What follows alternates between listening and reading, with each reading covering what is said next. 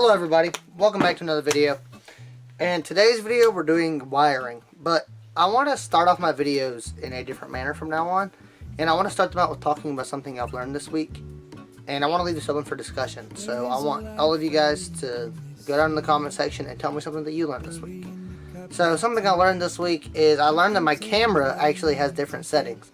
I've had this camera now for almost 2 years, and I did not know that I could change the way that it looks.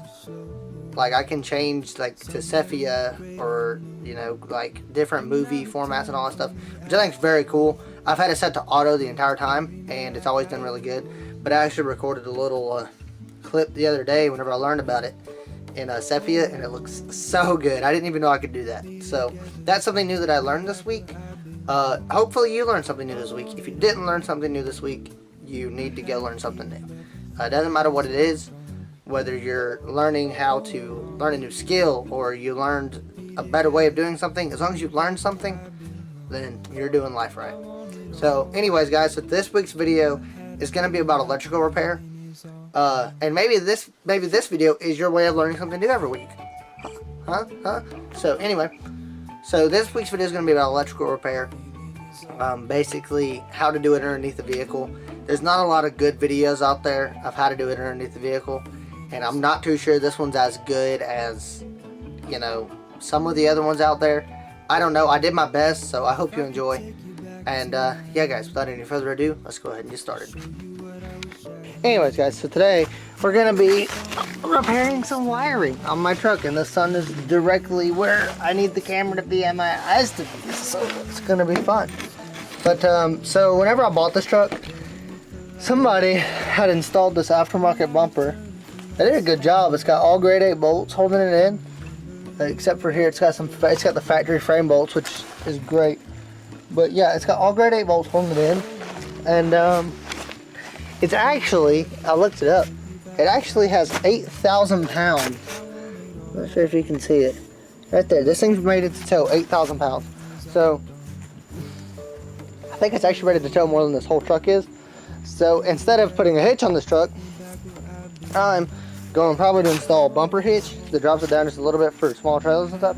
And I'm just going to tow with this bumper because this bumper is literally made for it. So that's awesome. But the problem is, whenever they installed the bumper, they installed these beautiful chrome lights that are dirty now, but that's something that can be fixed in a car wash. But whenever they did that, they didn't do a very good job with the wiring. They put these in, and I would have literally preferred for them to use wire nuts than these. I hate these. And more than I hate those, I hate those.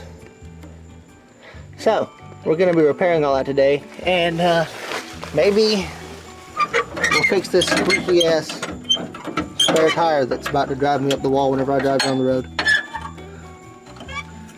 So, things on my list to fix today: squeaky spare tire and tag light wires. Let's get started. I know. Show what I have done. I'll just share the next one. Okay, so this is basically the result you're looking for. You want it to look neat and straight and it to work. So yeah, I have accomplished all those things. So I'm gonna put this back in the wire loom that it was in, tape the wire loom up, and put it all back together.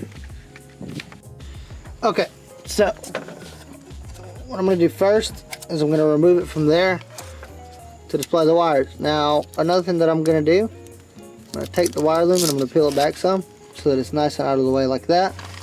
Then I'm gonna take my wire strippers, and I'm gonna do this one at a time because I don't want to sit and worry about polarity. So I'm gonna cut this one, and then I'm gonna cut this one. And you will need a soldering iron. Now, a lot of people, I've seen people use a mini torch for soldering. I don't recommend that. I'm actually about to use this soldering table right here. Ow, something got in my eye. And if you haven't seen my DIY soldering table video, it's going to be in the description.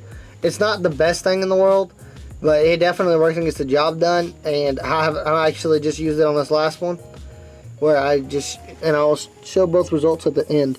So yeah, real quick, I'm gonna use this table to repair this. Probably gonna move the camera to the side so y'all can see what I'm doing. And yeah, we're gonna go from there.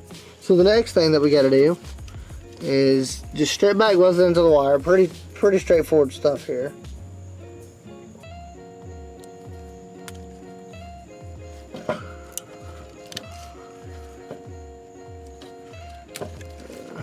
So, like that. Now, here's something that I personally like to do, is I like to take the wire like this and kind of spread out the strands.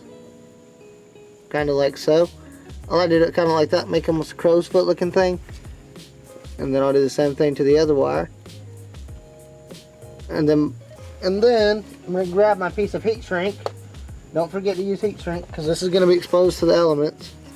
And actually, I need to close that back up. And then slide my heat shrink on over. Just like that. Now I'm going to spread it back out. You don't have to spread it out the first time. I made a mistake there, but then just want to kind of shove them together where they interlock and then twist them together like so, so that it would make a connection even if it were off the vehicle. So now I'm going to move y'all and I'm going to show you the rest. Okay, so the next thing that we're going to do is we're going to use our little table here to kind of lock in and secure the wires.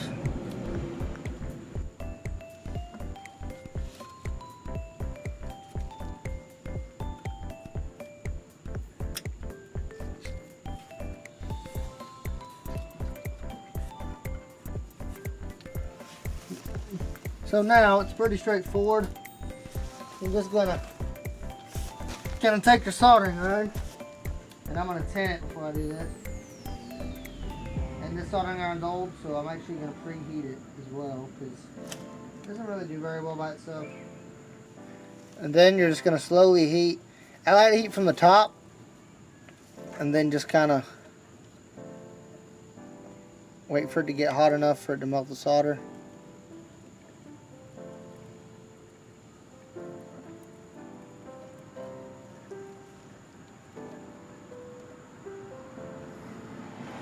Kind of like that. That's actually very beautiful. Probably one of the best ones I've done. So you want it to go into the strands and not outside the strands, kind of like it is right now. And then if you have a soldering iron like this, make sure you set it somewhere where it's not going to burn you or burn anything around you. Now, the next thing that we're going to do is pretty simple. You're just going to take your heat shrink and slide it on over.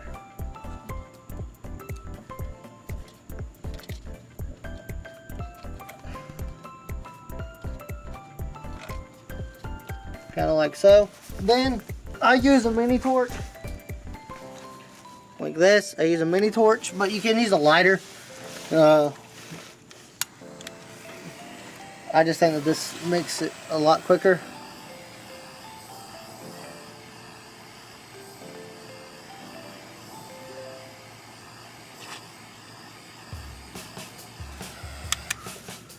So yeah, that's how you make a wire repair. Pretty simple stuff.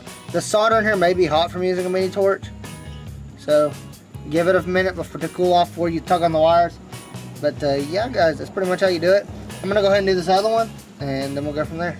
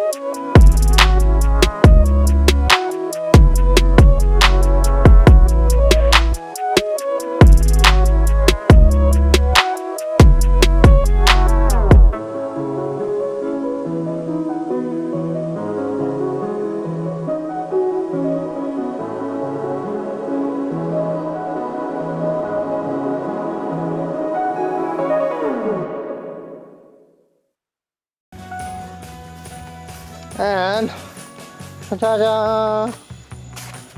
They work. Now, I do want to replace the bulbs with LEDs, but for now, I have tag lights to work, and I'm happy because I also want to replace those, and those with LEDs, and that, which doesn't work, which is a problem for another day. But, yeah. Awesome.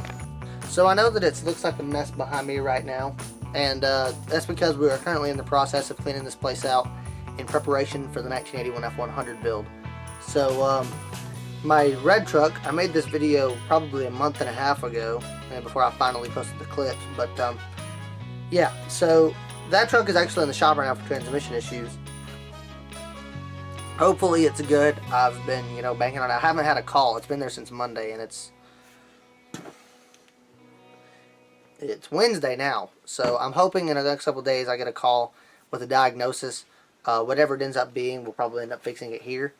I'm just trying to get a diagnosis of what it is up there, because transmissions can be finicky, and I'm not very prominent in that area as far as knowing what to do, especially whenever it's acting as weird as it was acting, because it had its gears, but it would like slip sometimes and like not slip sometimes.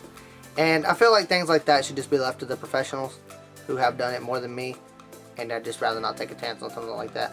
But anyways, guys, I hope you enjoyed this video. I hope that this was your one thing new that you learned this week. And if you learned more than one thing new this week, awesome, good for you. I mean, that's honestly great.